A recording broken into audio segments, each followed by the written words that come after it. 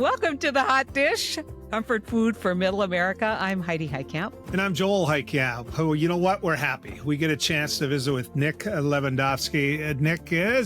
He's the boss when it comes to the Kansas Farmers Union. He's the executive director, grew up on a farm in north central Kansas. We're talking wheat, sorghum, soybeans, alfalfa, cattle, which means he never got to even go on a date. There was so much work to do. Nick, good to have you on the Hot Dish. How you been? It's good to be here, Joel, and I'm just glad we got out of dairying when I was 3, because that would have really kept me at home, yeah? So here's the big question, because you're younger than both Heidi and I. Did you ever have to throw square bales, small bales? Yes. Okay, so. Oh, yes, there. yeah. We usually put up our last cutting of alfalfa into small squares. And Okay. my grandpa was good at cranking that baler down. You know, we got every ounce of hay off of that field into those bales. So yeah, And lots of alfalfa. hay. And alfalfa is so light. I mean, it doesn't weigh anything. Yeah. Not at all. Not at all. So Well, were they feed cattle or were they dairy cattle? So we moved from dairy in '88 into beef cattle. Yeah. You never even got to play football. You had to milk cows all the time, didn't you? Oh, my dad did. My dad did all the milking, and he did get to wrestle because he had those good forearms. But so Nick, all your soybean problems have gone away. This is going to be the shortest interview in the world. All the Kansas Farmers Union soybean problems have gone away because apparently Donald Trump and Mr. Besant, who farms in North Dakota, have said the soybean problems are going away. Give me your take on that. Well, I watched the Sunday morning shows just like you all did, and I heard this, and it's like, well, I'll believe it when I see it. I think this is too far gone. I think the damage that has been done to our trade relationship with China, it is maybe not irreversible. But boy, the damage that's been done, I think, is going to take a long time to recover from. And maybe they'll buy some soybeans. Maybe they'll commit to, I don't know how much, but the amount of money that they have invested in Argentina and Brazil in the infrastructure, they're building this transcontinental railroad so that they can avoid a 3,000 mile, shipping issue. They're going to get their money's worth. That's where they've been putting all of their money since the last time we did this in 2018. So why wouldn't they? Heidi, you said all along it's loss of market that worries you the most. Yeah. Well, yeah. I mean, long term, we survived somehow the first trade war. They came back, didn't buy as much. And one of the things that I remember from that period of time is that they used to feed their hogs a lot of very rich protein. They started understanding that they could actually produce the same quality pork with much less input. So we saw a reduction, but China's in a war for economic dominance against the United States, and they're not going to be dependent on their food supply from our country. And so to disrupt the relationship just exacerbated and accelerated, I think, that relationship. And a lot of people maybe listening would say, oh, China needs us. Less than 3% of China's GDP is American exports, to the United States. And so everybody who wants to believe that, China can't survive without the United States, you need to read a little bit more. So, Nick, what are they saying at the Senex? I mean, okay, you pull in, you need your cup of coffee, and you're sitting around BSing with the boys. I mean, what are they telling you?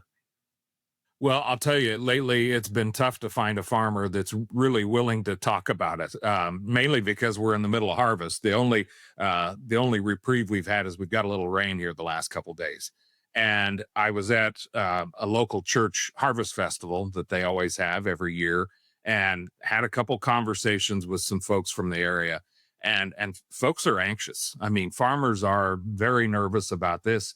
And then you throw in the factor of now we're going to start shipping in more Argentine beef. And boy, that really got everybody's attention. I mean, you talk about a way to bring everybody and their dog together around an issue. That did it. That announcement the other day that he made on Air Force One saying that, ranchers don't understand. Well, tell us more, Donald. Tell us what you know about raising cattle and cattle markets and those kinds of things.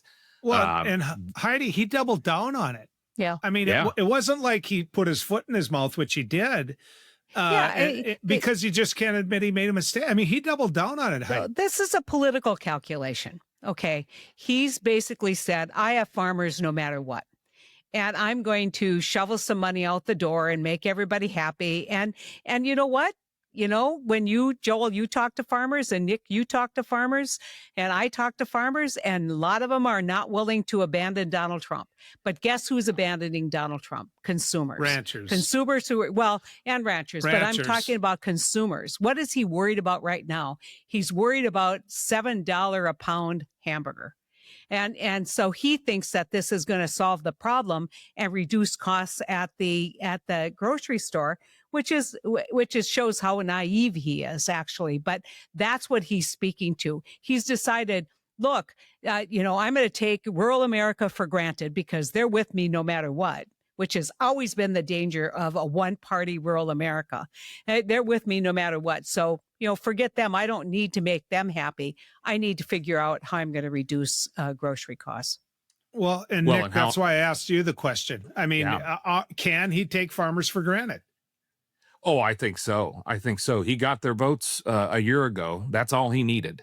He doesn't need anything else at this point. And, the paltry economic aid that they're looking at throwing out right now, they are saying around $3 billion. That's money that was already allocated. That was money that was already set aside for crop insurance. So they're just repackaging it and calling it economic aid. But how far can $3 billion go when you're looking at the loss of soybean markets, when you're looking at the potential loss on beef markets, those kinds of things? Farmers are looking at this situation, and in many cases, there are co-ops all across the country, and I've heard of some here in Kansas where, in particular, grain sorghum, they don't want it. They don't want to take it because there's no market for it. The Food for Peace program under USAID was our major buyer for grain sorghum. We're one of the largest producers of grain sorghum in the country here in Kansas. And now the one guy that I've talked to on this said it may have to go into pet food. That's the option we're looking at, or biodiesel or something to that effect. So yeah, farmers are very, very nervous about what's coming, what's been happening, all of that. Hey, Nick, can I ask you, the Bank of North Dakota, which is a unique institution to North Dakota, is already putting together a relief package for farmers because they're hearing from their bankers about stress. What are you hearing in Kansas and maybe just across the corn and beef belt? What are you hearing about bankruptcies and about foreclosures?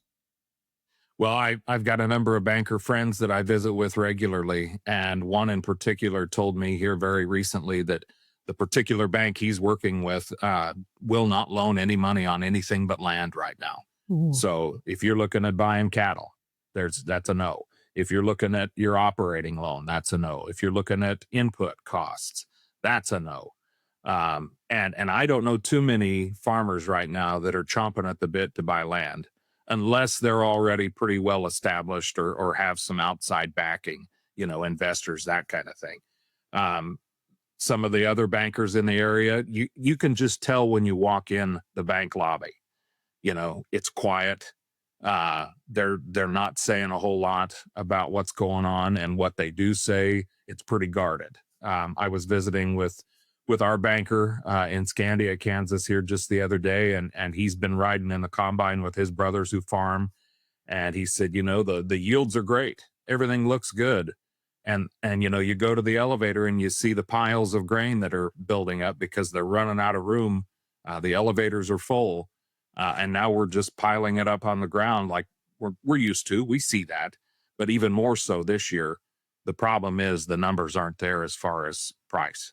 It's a bumper crop with bummer price. But when it comes to buying land, Heidi, there is one soybean farmer that got a lot of attention on the shows this weekend that's bought up a lot of land here in our home state, North Dakota. Oh, yes, the Secretary of Treasury wanted everybody to feel sorry for him because he's a soybean farmer too, so he feels the pain. Number one, he's worth a $500 million. Number two, I want to know if he's actually reduced cash rent prices for his land since he thinks he's feeling the pain. Nick, this was a huge misstep. And of course, So I mean, I would say, and putting on my partisan hat, if I had been the Democratic Party in any of these places, I would have absolutely, it's insult to injury. It's insult to injury for a landlord to complain and try and color himself as a soybean farmer. I'm reminded of the late Ann Richards's quote when she spoke of George Bush, that he was born with a silver foot in his mouth. And that is exactly what I saw the other day when I was watching the Sunday morning shows. And it's just like, you've got to be kidding me. What do you have in common with somebody who's been doing this their entire life, for multiple generations? He's obviously an investor. He's invested in this. And it doesn't add up. I'm sorry, but Well, I have a hard time feeling sorry for him on that. and in our state, Hyde, and I think all over the Midwest, people don't like folks from the East or West Coast owning the farmland. Yeah. In North Dakota, we've actually passed laws over whether or not corporations can buy farmland, and so now we've got Bill Gates. We've got all of these people claiming to be soybean farmers who I don't know if they know the difference between an air drill and a grain cart. I mean, I really don't. And Heidi, you mentioned that if you had the opportunity, you would pound that. I go back to the question, that I asked Nick earlier, which is what's the reaction from farmers? They didn't push back on it a lot.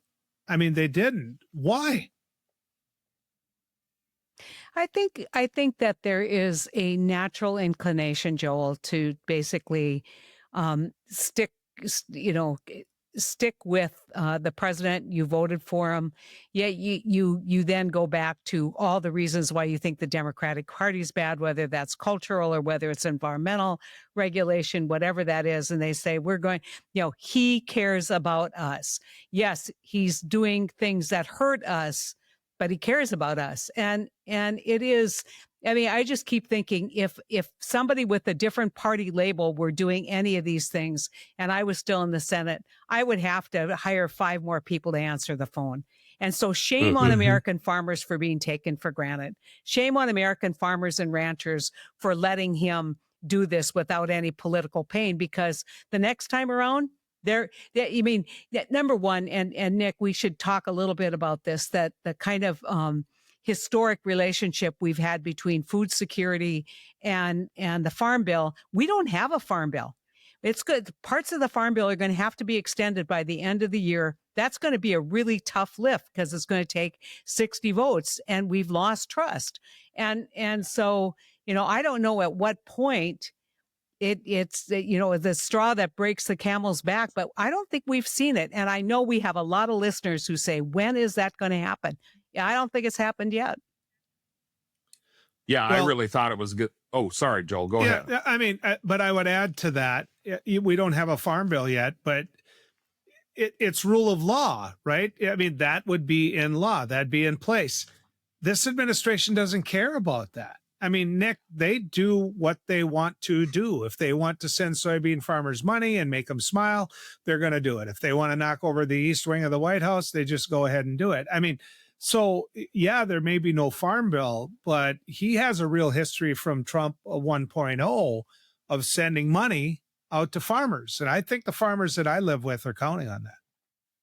I think they are. I think they expect it. There's only 1.5% to 2% of the population is involved in production agriculture. So yeah, it's so few of our population that feed and clothe and fuel the world, basically.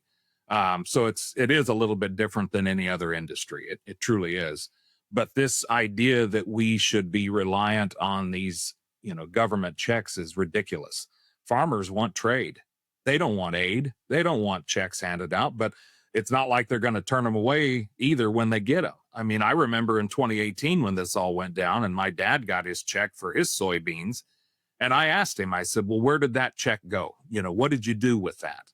And he said, well, I had to put a transmission in my 25-year-old tractor. It went out, I had to put a transmission in. So I said, well, what did that cost? He said, it took the whole check. Wow. So what did you gain? You know, and that's the whole point here. It's like, what are we gaining? We still don't have a soybean market. And yet you've got a 25-year-old tractor with a new transmission in it. You never gained anything. And I think that's the mindset that we've got to try to break into and be like, folks, we're not gaining here. This long-term pain for, or this short-term pain for long-term gain. My question is, what is the long-term gain? What are we gaining? And I don't think anybody knows. Well, and Heidi, a good friend of ours, I'm going to say his name, Dean Meyer from out west. We've been talking a lot on my show about the difference between ranchers and farmers. Everybody assumes they're the same. No. They're not. No. They're not at all. Ranchers are libertarians. Farmers are just as Nick just described them. But he gave me some numbers, you guys. I want to run over them. Beef up 355% since 1980. Now keep this in mind. This is 1980 to now. Tractors up 1,180%. Balers up 550%. Pickups up 847%. Coffee 775. Doritos. Well, I think you know where I'm going to go there. My point is this: as a rancher, he's pissed off. And he's mad because his product that he raises and provides, ground beef, is being portrayed as just skyrocketing, and the ranchers are making too much money by the president. I mean, Heidi, he's mad. He's really mad. He's not somebody you want to be mad. Nope. Not Dean. Nope. But it's absolutely true. And finally, they're getting a decent price. And it's cyclical, and we all know it's cyclical. They're getting a decent price for feeder cattle, you know, kind of record amounts for a short period of time. And the first thing that happens is they say, oh, well, we can't have that. We've got to import beef from someplace else because, number one, that's a twofer, because I like this guy from Venezuela. Venezuela. He's one of Argentina. He's one of my favorite people. So I'm going to, import beef when we don't know how that beef is raised. And, I was a longtime advocate for, country of origin labeling, still am, because people want to buy American beef. But the other point is, and I want to, kind of connect the dots to the consumer. At this same time, he has decided he's going to send a bunch of money out in middle of this shutdown, but he's not going to help people who need food assistance. And so if he really wanted to help people who are struggling with their food budget, he certainly wouldn't. He'd be sitting down negotiating with the Democrats and opening up government. But that's not where he's at, because they don't want to portray anybody who needs food assistance as anything other than a freeloader. And we all know that the vast majority of people are getting that subsidy and getting that help. I don't know how you can defend farmers getting help, and you can't think about how family of four struggling to make ends meet on a food budget, who both are working sometimes 2-3 jobs to make ends meet, isn't entitled in these times to get food assistance. Yeah. Could Nick, I tag onto that real quick? Yeah, go ahead, Nick. So I called our Republic County, Kansas food bank this morning. We've got our Farmers Union County meeting tonight, and one thing I like to do at our meeting, is pass the hat so that we can give to a local organization in need. So tonight we're going to give, whatever we collect after our expenses are paid for the meeting, and give that to the food bank. But I talked to her, and she said they are preparing for an influx of assistance. I talked to both of our schools. We have 2 school districts in our county. Over half of the kids in our schools are on free and reduced meals. So that tells me we've got a problem here, and it's going to get worse after November 1st. There's going to be a lot more folks in need. And, the challenges that we're seeing, I talked to a guy yesterday who said that the food bank line in his community, now he lives in a more urban area, was blocks long. over the weekend. So it's coming. We've got to be prepared for it, and we've got to do everything we can. If we can't rely on the government to step in and do it, we're going to have to do it ourselves. We're going to have to give more. We're going to have to donate more non-perishable items, or just flat out cash.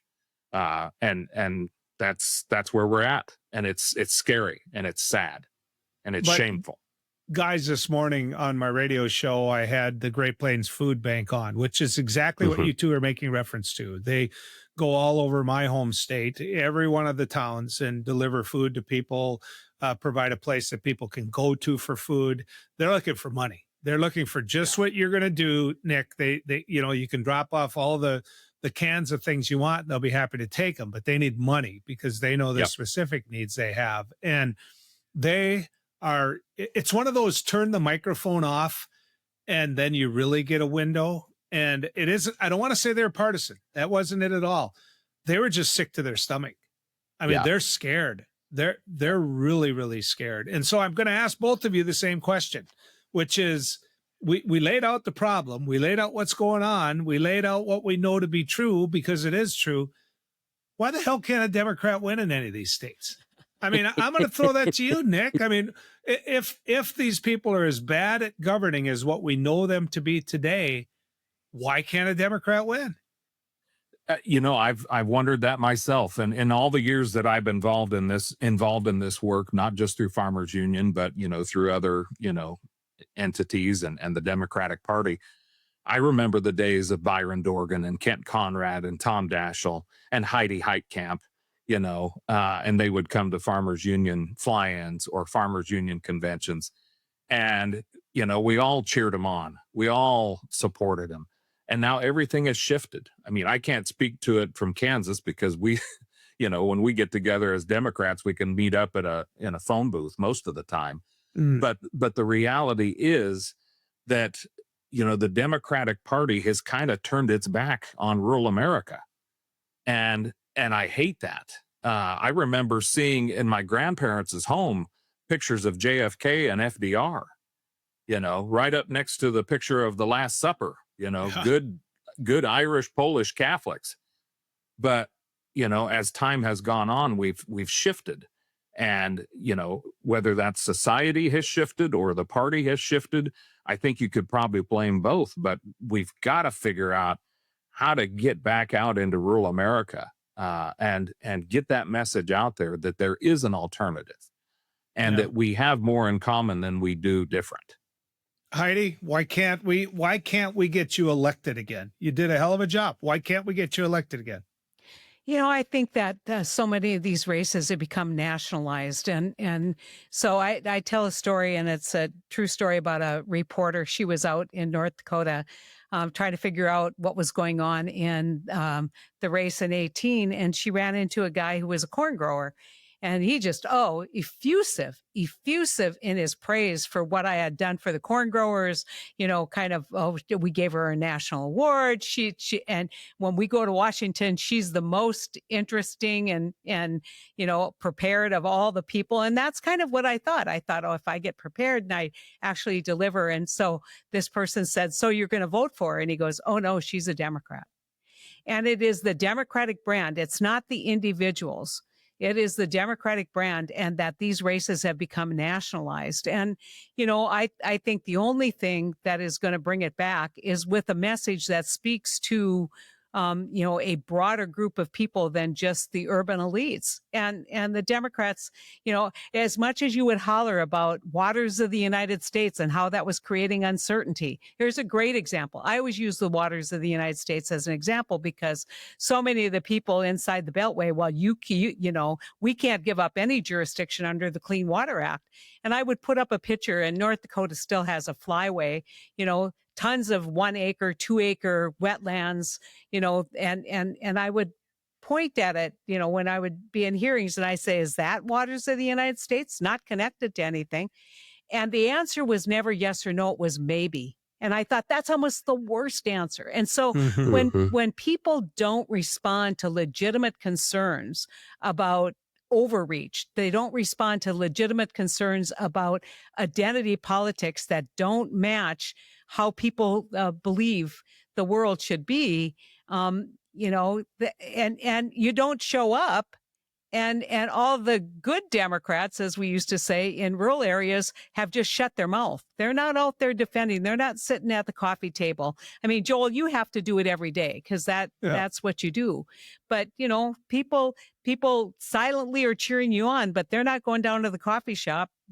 Kind of taking on the hard right or the MAGA Republicans. They're just not. But I'm going to throw this at you, Nick, because this to me is exactly what Heidi and you are getting at, but I think it's the best example. I'm going to ask you a question.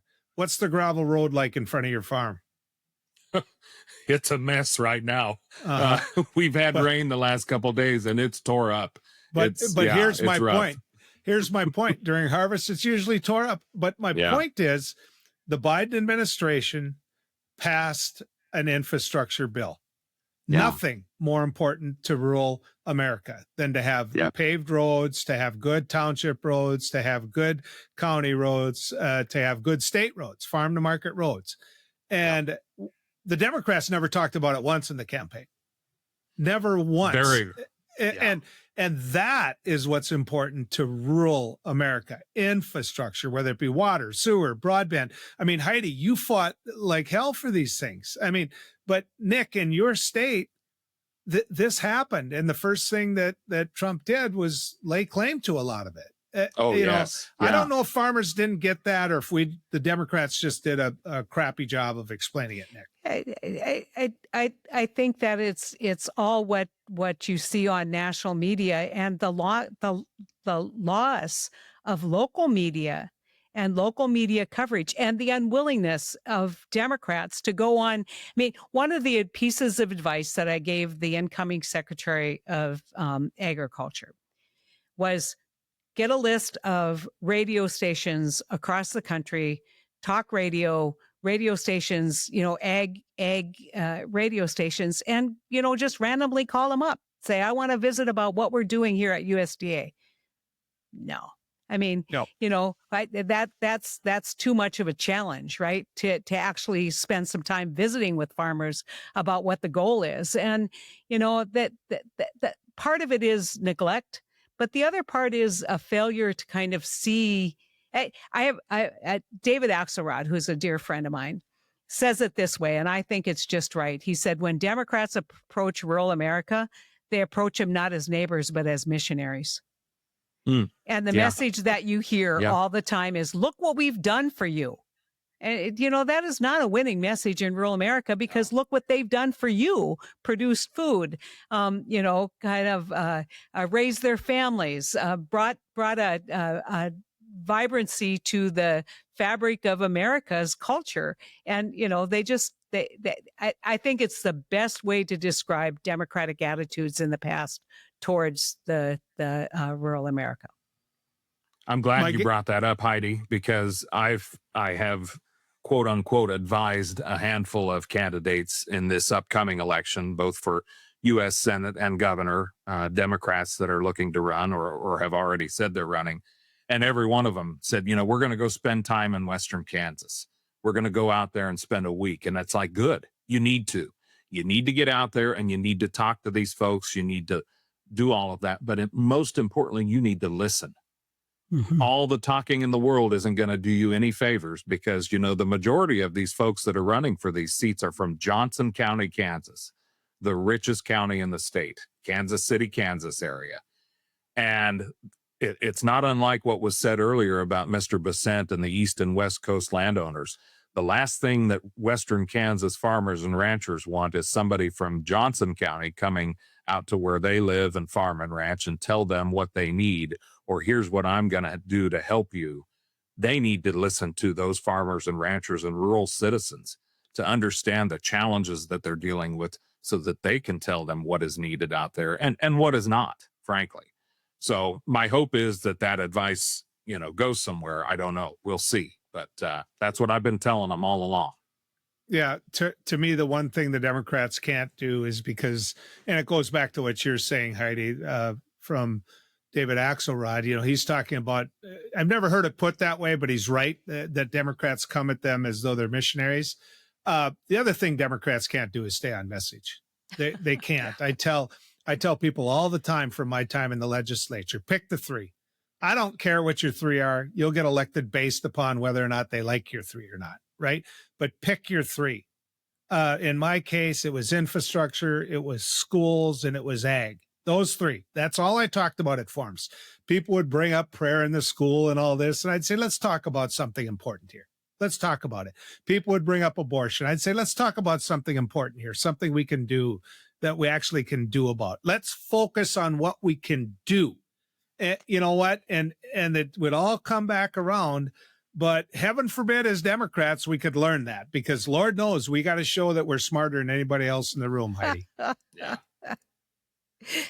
And don't forget, we need a 20-point plan, not a 3-point plan. Yeah, exactly. Have I got a 500-page plan for you, man? Yeah, exactly. Nick, an 8-point font. 8-point font, you know. And a spreadsheet in 8-point font. Yeah. Yeah, Nick, exactly. It's great to talk to you, Nick. Keep fighting the good fight, and hopefully the administration will get their head on their ass and things will go forward. Yeah. Well, at this point, we can only hope, right? Well, but yeah, thank you both. Let's appreciate the economic stress, and and remind people that there are programs to help people during these really tough times. A lot of them were created in the 80s, but I think that this financial stress on farmers is going to take its toll. You bet. I would Thanks, agree, Nick, Heidi, for and joining the hot I keep dish. hearing that. Yeah, sorry you about bet. that. Thank you both. Thanks for joining the hot dish, Nick. Appreciate it. Thanks, Nick. Thank you both.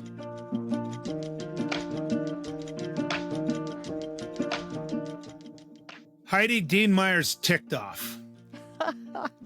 Dean Meyer is one of the funniest people God put on the earth. And Dean Meyer is married to a woman who we know really well, Shirley, one of our dear friends, always kind of keeps him corralled and not too far off the rails. But I have been thinking a lot about not Dean, but about Shirley's dad, Jack Murphy, who was a good old cowboy. One of the historic kinds of figures in the North Dakota legislature and in Western North Dakota. One of my favorite people of all time, even though he was a rock rib conservative, he and I bonded over royalty statements of all things. So, he thought that in the first oil boom in the 80s that he was getting cheated, and came in and he had this old mimeograph paper, and I would just sit down with them and we'd go through all the paperwork, and we became fast friends. And I keep thinking about people like Jack Murphy and John McCain, and people who will call bullshit when bullshit happens. And that to me was the rural ethic. Is that I don't care what stripe of political party you are. If you're hurting me, I'm calling bullshit. I'm going to hold you accountable. And that's not what we're seeing, Joel. I mean, we aren't seeing a lot of Dean Meyers out there stirring the pot. We aren't seeing a lot of people in leadership who are willing to step up and say, bullshit, you're hurting me. You're taking me for granted. And guess what? I'm going to organize against you unless you fix this. Yeah. Well, their cattle's gone, limit down, all because to explain that, Joel, because a lot of people wouldn't. Well, first off, the market will only allow cattle prices, in this case, future prices, to drop so far. Then after that, they shut it down because they don't want the market to get all gutted in one day based upon a rumor. This wasn't a rumor. Donald Trump sent $20 billion and then 20 more billion down to Argentina. And the first 20 billion pooched the soybean farmers. The second 20 billion pooched the ranchers. Two different groups of people, by the way. Ranchers, independent, libertarians, soybean farmers. Both of them upset, but soybean farmers a little more used to getting help from the government. Fair, Heidi? Yep. Okay, so ranchers, not so much. The Dean Meyers of the world, good years, bad years, but you wouldn't know if it's been a good year because they're not going to rush out and buy a pickup, those type of things.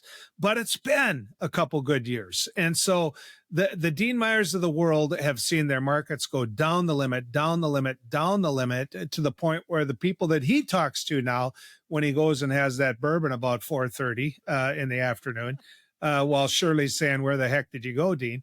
But the people he talked to are mad. It isn't like the farming situation, Heidi, where they're, well, let's wait and see. They're mad, Heidi. Well, and you saw the kind of reaction from Deb Fisher, great example. She's actually a cattle rancher, one of the few producers in the Senate. Her family, and right away she took out after him, but not. It's like, can you pretty please fix this? And that's really what people up and down the members who represent cattle farmers, they're hat in hand, pretty please fix this.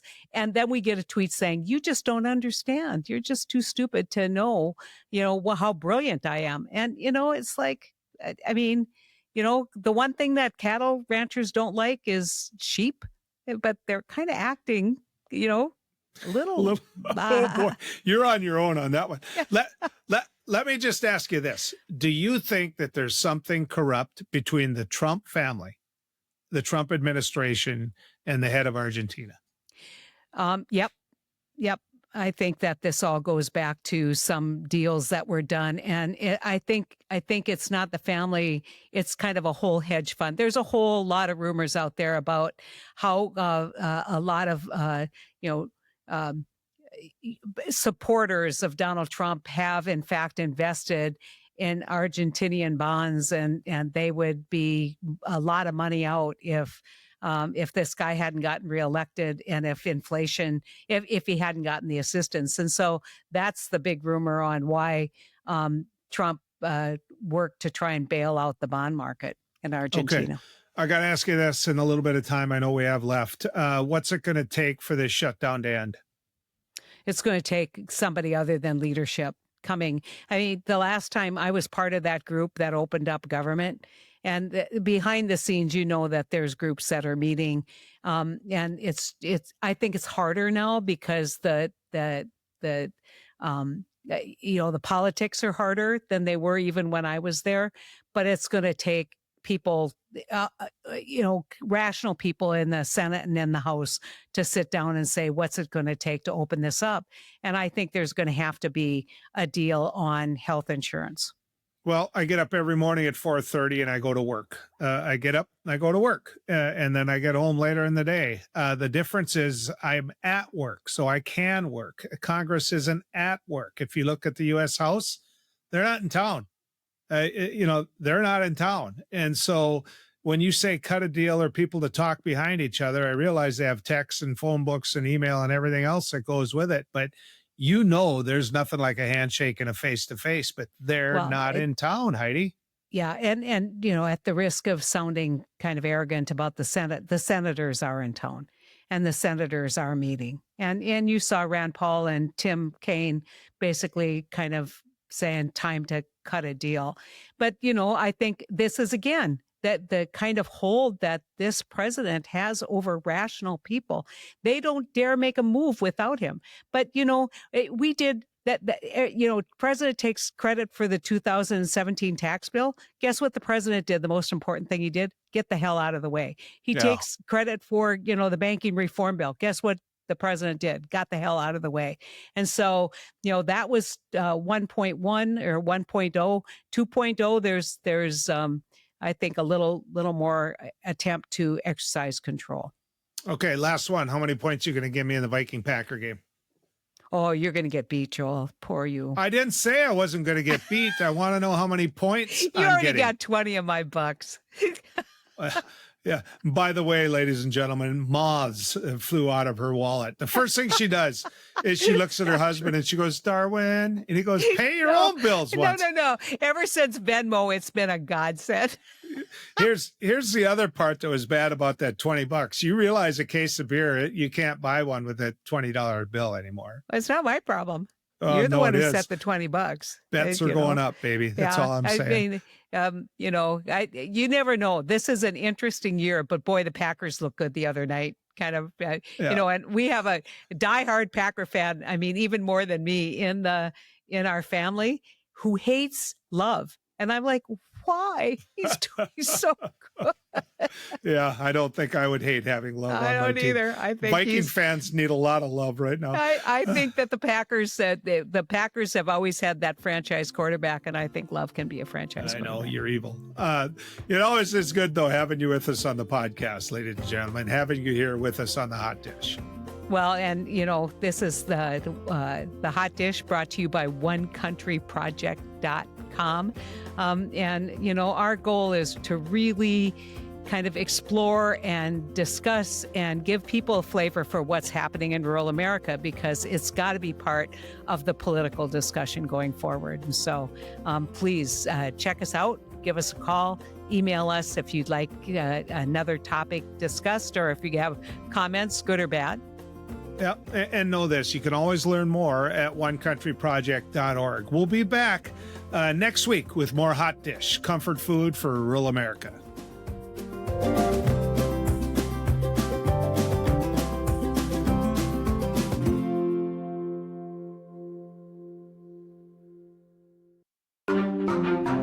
Topica.